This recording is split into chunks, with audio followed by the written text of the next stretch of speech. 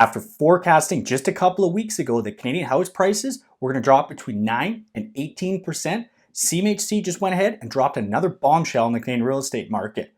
In that forecast, they'd actually kind of hinted they were going to do this, but they've changed the lending requirements for somebody that's getting a CMHC insured mortgage in Canada. But their two competitors decided to stay put and not follow suit with those changes.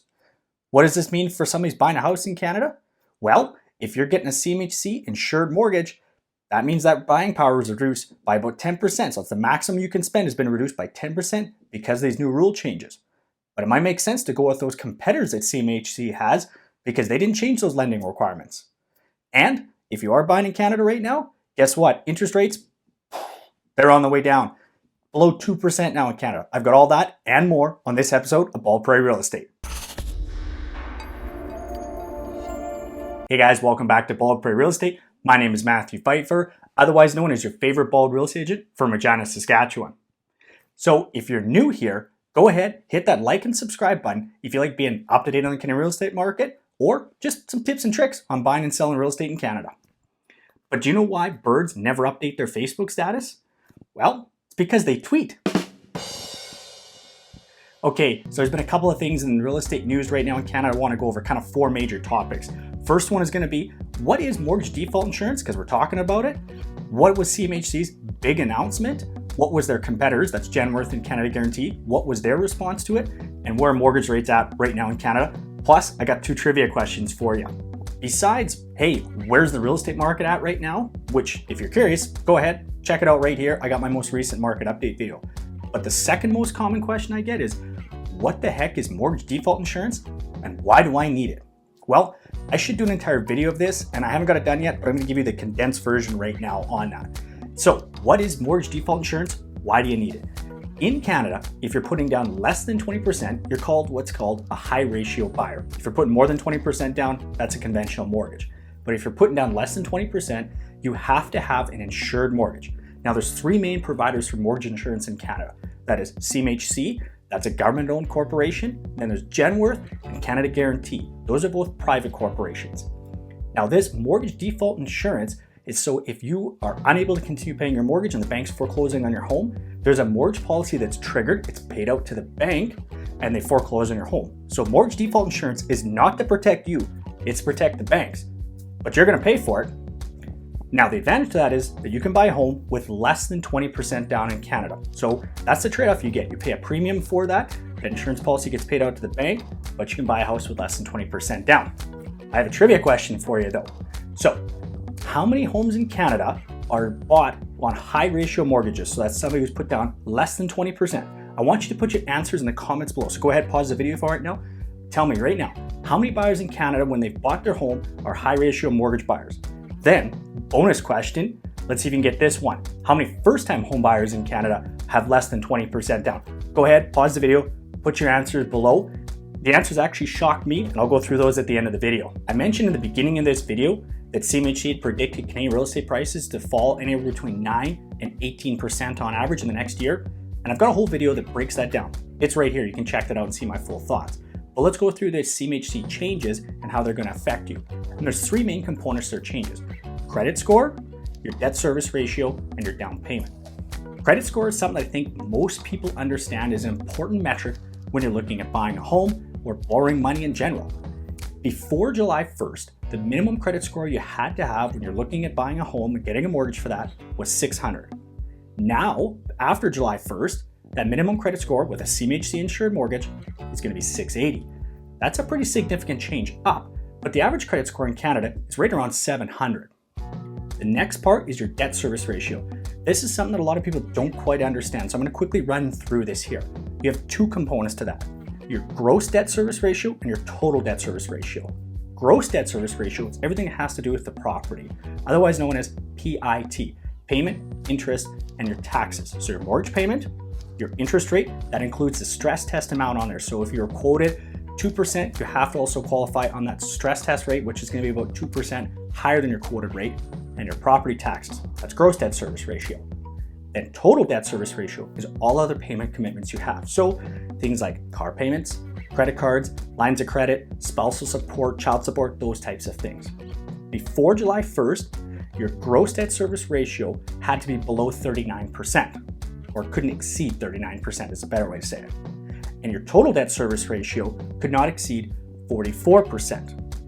After July 1st, your gross debt service ratio cannot exceed 35%, and your total debt service ratio cannot exceed 42%. So this is just reducing how much debt you can take on. The last component is down payments. You have to have at least 5% down to buy a home in Canada. But if you had a really good credit score and you had low TDS ratios, you sometimes could get exceptions to borrow part or all of that down payment in some very specific cases. Now, that doesn't mean, guys, you can go out, get a loan for your 5% down and buy a house. You still have to have excellent credit, job history, and it has to fit within your total debt service ratio. So this was something you can do, but you had to get a lot of exceptions to actually make that work. Starting July 1st, absolutely no borrowed down payment, period, end of story. Gifted down payments from family, though, that's still acceptable.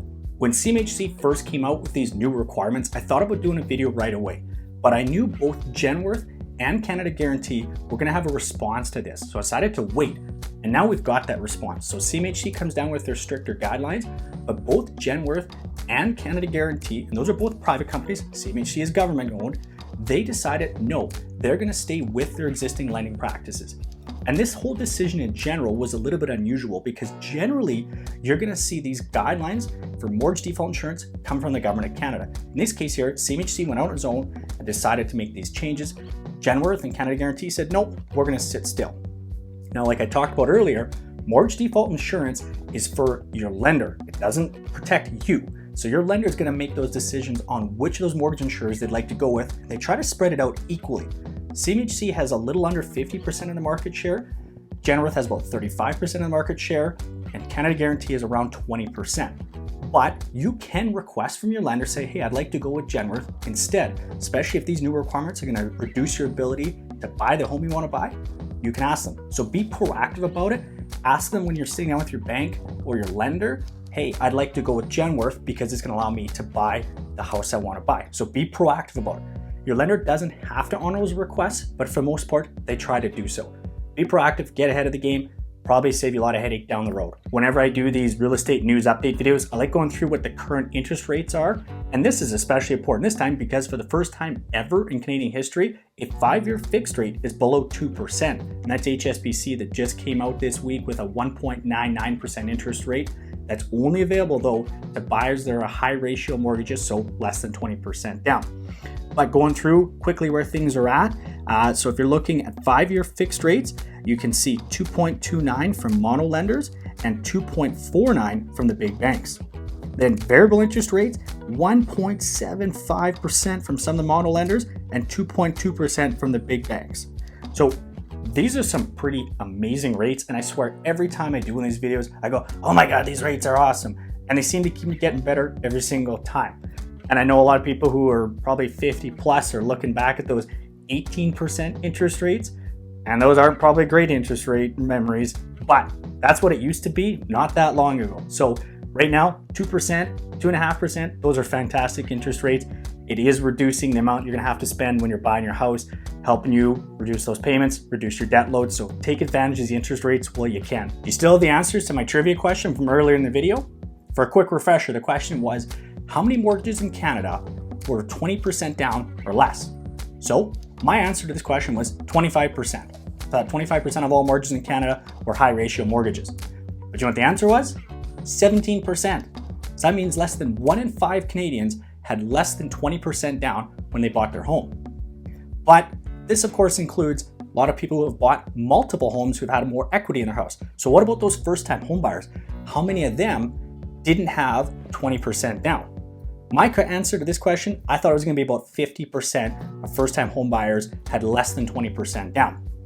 But the answer to that question was 34%. That actually blew me away. I thought that number was going to be higher. So these answers to me were actually pretty shocking. But you know what isn't shocking? This series of videos all dedicated to first-time home buyers. Maybe you want to know just a little bit more about where the Canadian real estate market is at? Right here, it's going to be my most recent market update. Now, if you found this content valuable, go ahead, hit that subscribe button so you never miss a video from your favorite bald realtor. Thanks for watching, everyone.